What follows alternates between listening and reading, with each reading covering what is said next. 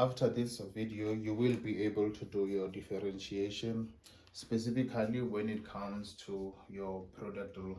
So when it comes to your product rule, you will see there will be some problems that require you to do your product rule in terms of the chain rule.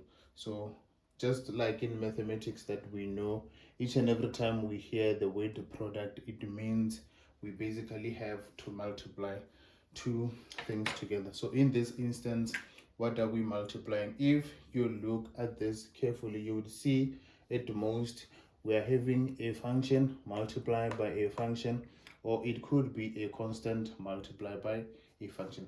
For instance, let's look at this one. So here we have x to the exponent 3 multiplied by our cos of x.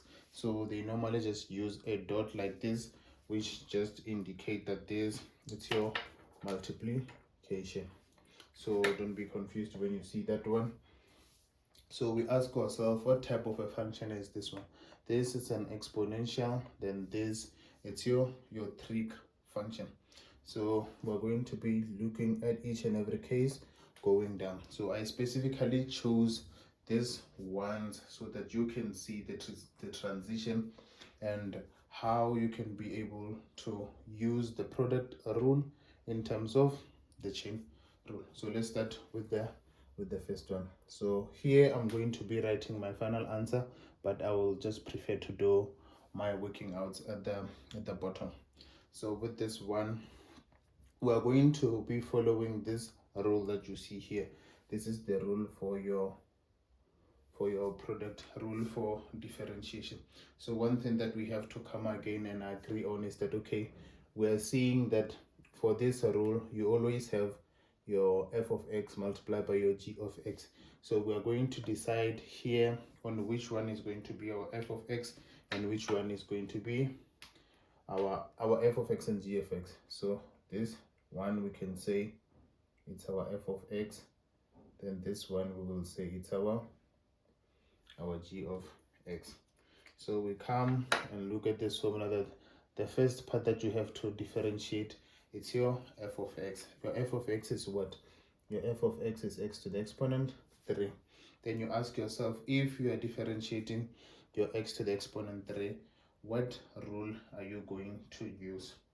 We know that we have the rule that says if you have your dy over dx, then you have your x to the exponent n, then this one will say you have your n multiplied by your x to the exponent n minus 1. So that is the rule of differentiation that is there, and we're going to apply it. So we have x to the exponent 3, then this will be the same as 1. We're going to take that 3 down. We will have 3x, then n minus 1, that's your 3 minus 1, then that is going to give us 3x squared. So we're going to come this side and say we have our 3x squared, then we multiply by the g of x. Our g of x is this one, that's going to be your cos of x. Then we add the f of x. F of x is this one. You just say you have your x to the exponent 3, then you multiply by your differentiation of your g of x. So our g of x is given as cos of x. Then now we ask ourselves, which rule is there for cos of x? So we know for this one that we have the dy over dx of cos of x.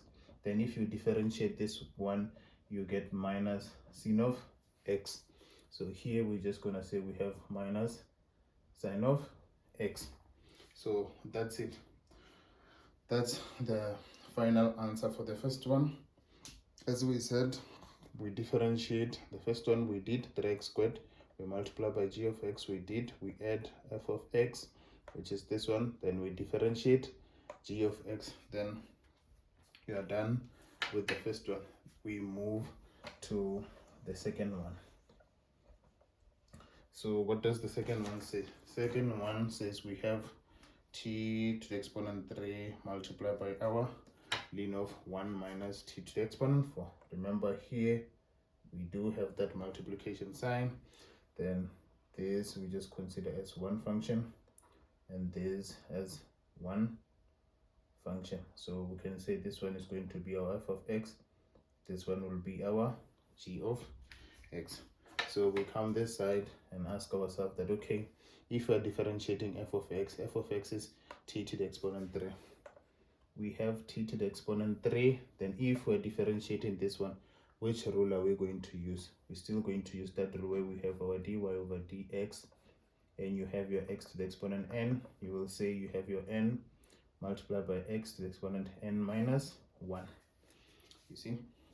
So it means now we're going to be having our 3t to the exponent 2. So that would be the final answer. You come and say, okay, the differentiation for that one is 3t to the exponent 2 multiplied by the g of x. G of x is this one. So you'll just say you have ln of 1 minus t to the exponent 4. Then we add the f of x. F of x is this one. You just write it the way it is. Then we multiply by the differentiation of that one. What's the differentiation for that? So we're going to write it this side, that okay, differentiation for our ln, let me just write it, we have ln of 1 minus t to the exponent 4. So we ask ourselves, what rule are we going to use? We definitely have to look out for a rule that is revolving around our ln. So we know we have this rule where they say dy over dx of ln of f of x. This is the same as having your differentiation of f of x over f of x.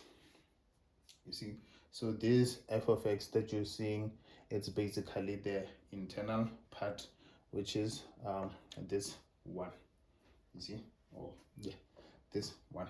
So if we differentiate the internal part here, what are we going to have? So let me just say we're differentiating the internal part. We're having what? We're basically going to be having minus 4t to the exponent 3. Because remember, if I'm differentiating this part, I'm still going to be using that rule where I said you have your x to the exponent n, you have your n x to the exponent n minus 1. That is that differentiation rule that we used. So hence that's why I'm getting this part, which means now at the top I'm going to be having minus 4t to the exponent 3 over this internal part, which is simply going to still be 1 minus t to the exponent 4. See, so now I can come and write it that side, that we are having minus 4t to the exponent 3 divided by 1 minus t to the exponent 4. So that one doesn't change at the bottom, hence I said you have the derivative over the original function. So we're done with the second one. We're gonna go to the third one. So with the third one, what do we have? We have this one, which will say okay, we have 5 to the exponent x multiplied by our ln of x to the exponent 3 plus 3x. So we still have to decide. This one we will just simply say it's our f of x, then this one will just simply say it's our g of x. Then we do it separately as we move. Then you say, okay, we are having 5 to the exponent x. So you have to ask yourself, which differentiation rule is there for our 5 to the exponent x? We know this one is which type of graph. We know this is the same as having those a to the exponent x graph, which are your exponential graphs. So we do have the rule where we say we have our dy over dx, we have our a to the exponent f of x. This is the same as having what? This is the same as having your ln of a multiplied by your a to the exponent f of x multiplied by the derivative of f of x. So that's the rule that's definitely there. Then we have to apply that rule to this one. So what are we going to say? We're going to say we have ln of 5 multiplied by 5 to the exponent x, then if we're differentiating this x, it means here we're just going to be multiplying with 1. So it's not really that necessary to write this 1. You can even just leave it out, unless if it was a negative or any number greater than 1, then yeah. So it means we're going to come this side and say for the differentiation of our f of x is this one, we're going to be having our ln of 5 multiplied by the 5 to the exponent x. Then now remember we have to multiply by the g of x, which is this one. We have ln of x to the exponent 3 plus 3x. Then we have to add the f of x. Let me just erase this one. Then we have to add the f of x. F of x is 5 to the exponent x. Then we multiply by the derivative of g of x, which is this one. What's the derivative of ln of, okay, we have ln of x to the exponent 3 plus 3x. So we know that which rule are we going to use. We have that rule for ln of x, your dy over dx. We have ln of f of x is equals to your derivative of f of x over f of x.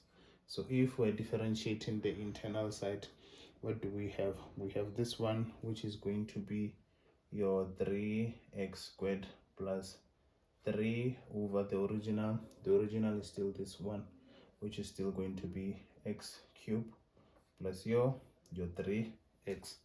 So it means now we can just simply come and write it this side, that we are having 3x squared plus 3 divided by our x to the exponent 3 plus 3x. See, so that would be the final answer for that one. So now we get to the final one, which is this one. That okay? We are having this case where they're saying we're given two functions. So this one would definitely be in this, and this one would be like this. Then we know this one will just say we have f of x, then this one will say it's our g of x. You see? So remember, if we're differentiating this one, which is our f of x, which rule are we going to use? We're going to be using the differentiation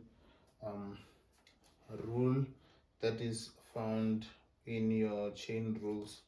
It's your long rule that says, let me just write it in a different pen. It's a long rule that says if you have your dy over dx, then you have your f of x all to the square root of n. You will have n sorry about that. Then you will have your n, then you have your f of x, then you will have your n minus to the exponent of n minus 1 multiplied by the derivative of what's inside. You see? So what's going to happen, or what would be the final answer for us? So we have this raised to the exponent 7. So it means we can say we have 7 into 1 minus x to the exponent 7 minus 1, it will be 6 multiplied by the derivative of what's inside.